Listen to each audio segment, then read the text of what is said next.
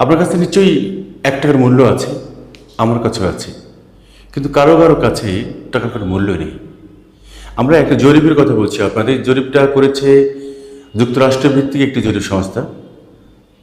তারা বলছে যে গ্লোবাল ফিনান্সিয়াল ইন্টিগ্রিটি, তারা বলছে যে বাংলাদেশে, আপনার দেশে, এই বাংলাদেশে 2013 সাল থেকে 2022 সাল পর্যন্ত 10 বছরে 8.5 লাখ কোটি টাকা বিদেশে পাচার হয়েছে ব্যবসা এবং বাণিজ্যের আড়ালে। এখন ব্যবসা বাণিজ্যের আড়ালে টাকা পাচার হয়, এটা আপনি কীভাবে মনে করবেন? আপনাদের জ্ঞানই নেই। তারা একদম সমীক্ষা করে বলেছে যে মূলত ওভার ইনভয়েসিং, অধিক মূল্য দেখিয়ে, এবং আন্ডার ইনভয়েসিং, কম মূল্য দেখিয়ে বাংলাদেশের ব্যাংকগুলো থেকে বিদেশে টাকা পাচার করা হয়েছে। একটি দেশ থেকে যদি 8.5 লাখ কোটি টাকা পাচার করা হয়, সে দেশের আর কি অস্তিত্ব টিকে থাকার কথা বলেন?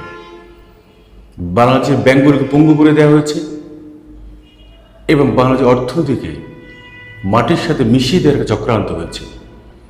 আজকে বাংলাদেশ এই যে ক্রাইসিস, এই যে স্ট্রাগল মোকাবেলা করছে বাংলাদেশ, এর জন্যে 8.5 লাখ কোটি টাকা পাচারের যে ইতিহাস, সেটি মূলত দায়ী।